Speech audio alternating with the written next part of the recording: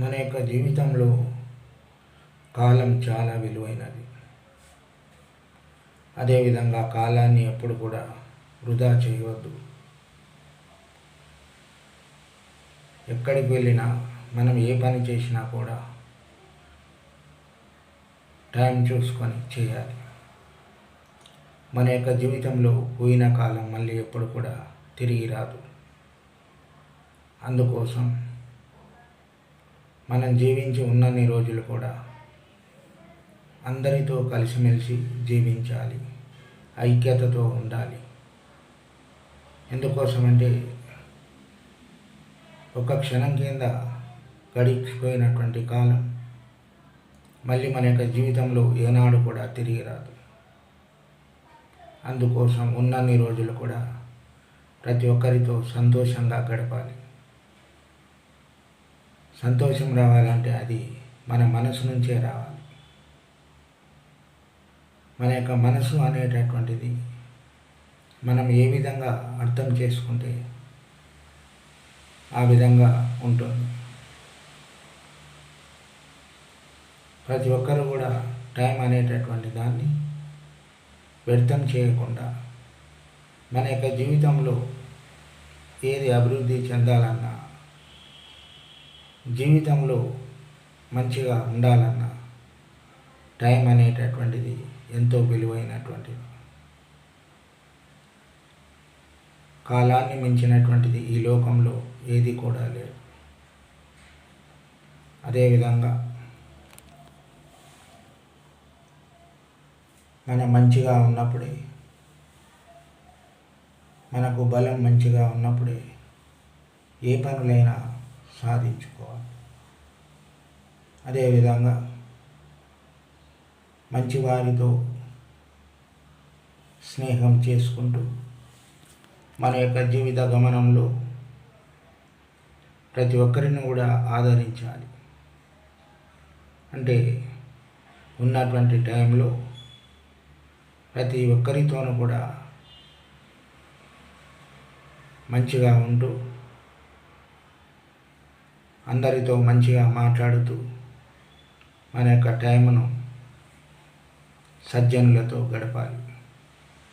అంతేకాని మన యొక్క కాలాన్ని జీవితంలో ఏనాడు కూడా వృధా చేసుకోరాదు.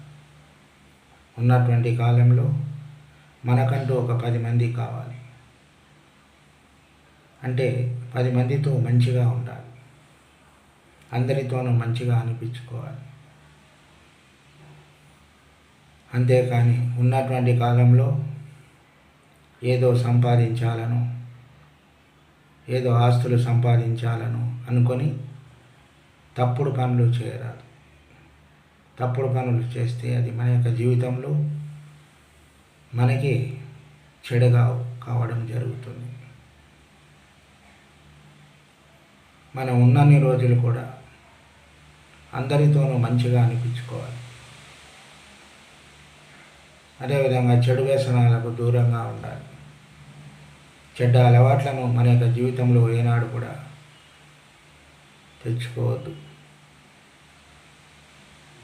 అదేవిధంగా మన యొక్క జీవితంలో ఏ విధంగా అభివృద్ధి చెందాలంటే, విద్యార్థులు అనేటటువంటి వాళ్ళు ఉన్నారు. ఆ విద్యార్థి తన యొక్క కాలంలో బాల్యంలో మంచి విలువను టైంకి ఇవ్వాలి. అదేవిధంగా మంచిగా చదువుకోవడానికి ఒక కాలాన్ని నిర్ణయించుకోవాలి. ఆ కాలంతో పాటు అతడు వెళితే అతని యొక్క జీవితంలో ఎంతో సాధించడం జరుగుతుంది. కానీ కాలాన్ని వృధా చేసుకుంటే పోయిన జీవితం, పోయిన కాలం మళ్ళీ ఎప్పటికీ రాదు. అంటే ఎందరో మహానుభావులను మనం చూస్తూ ఉంటాం. వాళ్ళు చిన్నప్పటి నుంచి కూడా టైం పంక్చువాలిటీ అంటే కాలానికి విలువ ఇవ్వడం జరుగుతుంది. ఆ యొక్క టైంలో మనం ఏం చేయాలి అని నిర్ణయించుకుంటారు. ఆ విధంగా నిర్ణయించుకొని చిన్నప్పటి నుంచి కూడా కష్టపడి చదువుకొని తమ యొక్క జీవితంలో వాళ్ళు ఏమి కావాలనుకుంటారో అది తప్పక అయి తీరుతారు. అందుకోసం విద్యార్థులు అనేటటువంటి వాళ్ళు కాలాన్ని ఎప్పుడు కూడా వృధా చేసుకోవద్దు.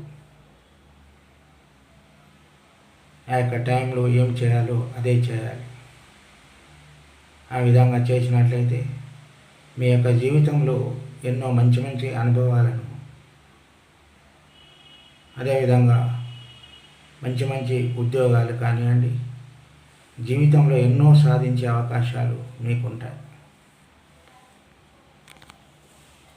అదేవిధంగా ఉపాధ్యాయుడు అనేటటువంటి వాడు కూడా తన యొక్క కాలాన్ని వ్యర్థం చేయకుండా విద్యార్థుల కొరకు ఎంతగానో కష్టపడతాడు. ఆ కష్టపడినటువంటి కాలంలో విద్యార్థులు అది గ్రహించి మంచిగా చదువుకొని మీ యొక్క జీవితంలో ఒక మంచి మార్పును తీసుకొచ్చుకునేటటువంటి అవకాశం మీ చేతిలోనే ఉంటుంది. అంటే ప్రతి ఒక్కరు కూడా అదే గ్రహించాలి. ప్రతి ఒక్క విద్యార్థి గ్రహించాలి. అదేవిధంగా ఒక దేశం అభివృద్ధి చెందాలన్నా, ఒక కుటుంబం అభివృద్ధి చెందాలన్నా యువతనే ముఖ్యం. ఎందుకంటే కుటుంబంలో అందరూ వృద్ధులై ఉంటే, అదేవిధంగా యువకులు ఒకరిద్దరు ఉన్న ఆ యొక్క కుటుంబాన్ని ఆదుకుంటారు. ఎందుకంటే వృద్ధులు అనేవాళ్ళు ఏ కష్టం చేయలేరు, ఏ పని చేయలేరు. కానీ అదే యువకులు ఉంటే ఒక కుటుంబాన్ని ఆదుకునేటటువంటి శక్తి వాళ్ళ లోపల ఉంటుంది. అందుకోసం వాళ్ళు తగినటువంటి సమయాన్ని వృధా చేయకుండా, మీ యొక్క కాలాన్ని ఎప్పుడు వృధా చేసుకోకుండా మంచి పనులు చేసేటందుకు ఆ యొక్క కాలాన్ని వినియోగించాలి. అదేవిధంగా సమాజం కానీ దేశం కానీ అభివృద్ధి చెందాలంటే యువకులే కావాలి. యువత ఉన్నటువంటి దేశం ఎప్పటికి కూడా చెడిపోదు. అదేవిధంగా మంచి మంచి చదువులు చదవాలి. అదేవిధంగా చెడు వ్యసనాలకు దూరంగా ఉండాలి.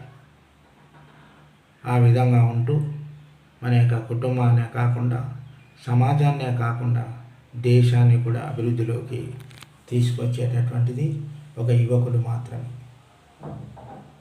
యువకులకే ఆ శక్తి ఉంటుంది. అదేవిధంగా స్వామి వివేకానందుడు చెప్పాడు, యువకుల్లారా మేల్కొనండి, దేశం అనేటటువంటిది మీ చేతిలోనే ఉంటుంది. దేశ అభివృద్ధి సాధించాలన్నా మీ చేతిలోనే ఉండడం జరుగుతుందని వివేకానందుడు సందేశాన్ని ఇచ్చాడు. అంటే ప్రతిదీ కూడా కాలంతో పాటే ఉంటుంది. కాలం అనేటటువంటి దాన్ని ఎప్పుడు కూడా వృధా చేసుకోవద్దు. ఇప్పుడు చదువుకునేటటువంటి పిల్లలు చదువుకునే టైంలో మంచిగా చదువుకోవాలి. అదేవిధంగా ఎగ్జామ్స్ వచ్చే వరకు వాళ్ళకు సులభం అవుతుంది. అంతేగాని చదువుకునే టైంలో కాలాన్ని వృధా చేసుకొని ఎగ్జామ్స్ అప్పుడు చదువుకోవడానికి వెళితే అప్పుడు ఏమీ రాదు. అందుకోసం ఎప్పుడు ఏ పని చేయాలో అప్పుడే చేయాలి. ఆ విధంగా చేసినట్లయితే మీ యొక్క భవిష్యత్తు బంగారు భవిష్యత్తుగా మారడం జరుగుతుంది. అదేవిధంగా తల్లిదండ్రులు కూడా పిల్లలను మంచిగా చదువుకునేటట్లు ప్రోత్సహించాలి ఇంటి దగ్గర. ఆ విధంగా ప్రోత్సహించి వాళ్ళను టైంకు లేపుతూ ఉండాలి. నాన్న టైం వేస్ట్ అవుతుంది, ఎగ్జామ్స్ వస్తున్నాయి, మీరు మంచిగా చదువుకోవాలి అని చెప్పి పిల్లలకు వాళ్ళకు నచ్చజెప్తూ వాళ్ళని లేపుతూ ఉండాలి. అదేవిధంగా పాఠశాలలో అయితే ఉపాధ్యాయులు పిల్లలకు టైం వేస్ట్ కాకుండా ప్రతి మూమెంట్ను కూడా వాళ్ళకు చదువుకునేటట్లు చేస్తారు.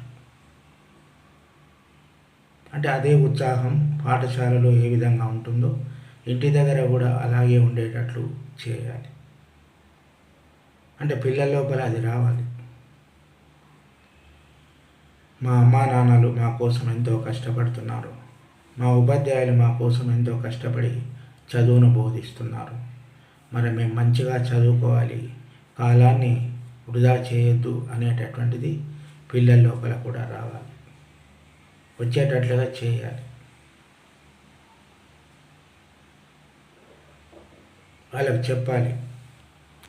అంటే చదువుకుంటే చదువుకోవడం వలన కలిగే లాభాలు, అంటే మనం చదువుకున్నట్లయితే టైం వేస్ట్ చేయకుండా చదివితే మన జీవితంలో మనం కన్న కళలు ఏవైతే ఉంటావో వాటిని అధిగమించగలుగుతాం. నేను డాక్టర్ కావాలని చదవాలి. కష్టపడితే ఈ లోకంలో సాధించలేనిదంటూ ఏమీ ఉండదు. కృషితో నాస్తి దుర్భిక్షం అన్నారు పెద్దలు. అంటే మన కృషి ఉండాలి, పట్టుదల ఉండాలి.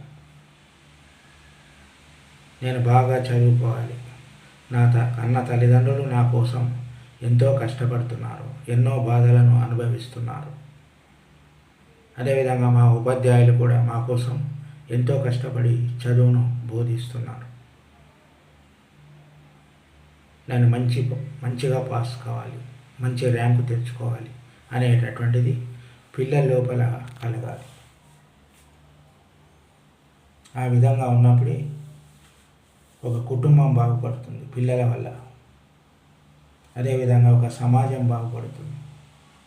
అదేవిధంగా దేశం కూడా అన్ని రంగాల్లో అభివృద్ధి చెందించేటటువంటి వారే పిల్లలు.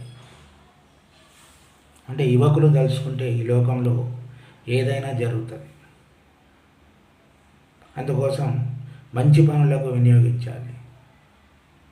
మన కాలం అనేటటువంటిది, కాలాన్ని వృధా చేయకుండా మీ యొక్క మంచి పనులు ఏవైతే ఉంటావో ఆ మంచి పనులకు వినియోగిస్తూ మీ యొక్క జీవితంలో ఇంకా అభివృద్ధిని సాధించుకోవాలి. ఆ విధంగా అభివృద్ధి చెందినటువంటి గొప్ప గొప్ప మహానుభావులు చాలామంది ఉన్నారు. డాక్టర్ సర్వేపల్లి రాధాకృష్ణన్ గారు, అదేవిధంగా అబ్దుల్ కలాం. అంటే ఇటువంటి వాళ్ళు వాళ్ళ యొక్క టైంను వృధా కానియకుండా తమ యొక్క జీవితంలో ఎన్నో కష్టాలు బాధలు వచ్చినా కూడా మంచిగా చదువుకొని వాళ్ళ యొక్క జీవితంలో ఎంతో గొప్పవాళ్ళు కావడం జరిగింది. కాలాన్ని వృధా చేయకుండా మీ యొక్క జీవితంలో ఎన్నో అద్భుతాలు సృష్టించవచ్చు. ఏదైనా మీ చేతిలోనే ఉంటుంది. అంటే బాలబాలికలు తలుచుకుంటే ఏదైనా సాధించగలుగుతారు. కానీ ముఖ్యంగా కష్టపడాలి అనేటటువంటి కోరిక మీ లోపల రావాలి. ఆ విధంగా ఉన్నట్లయితే మీ యొక్క భవిష్యత్తు మంచిగా తయారు కావడం జరుగుతుంది. అంటే నేటి బాలలే రేపటి పౌరులు అన్నారు. అంటే ఈ రోజుగా పిల్లలుగా ఉన్నటువంటి వాళ్ళే రేపు గొప్ప గొప్ప మహానుభావులు కావచ్చు, పెద్ద పెద్ద ఇంజనీర్లు కావచ్చు, పెద్ద డాక్టర్స్ కావచ్చు. అంటే ఇప్పుడు పిల్లలుగా ఉన్నటువంటి వాళ్ళే రేపటి పౌరులు. అంటే దేశానికి మూలాధారం మీరి, దేశం మొత్తం కూడా మిమ్మల్ని చూసి గర్వపడాలి. ఆ విధంగా తయారు కావాలి మీరు. ఆ విధంగా తయారు కావాలంటే టైం అనేటటువంటిది ఎప్పుడు ఒకేలా ఉండదు. కాలం వెళ్ళిపోతూనే ఉంటుంది. అందుకోసం కాలాన్ని వృధా చేయకుండా మీ యొక్క జీవితంలో ఎన్నో అద్భుతాలు సృష్టించాలంటే అన్నీ మీ చేతిలోనే ఉంటాయి.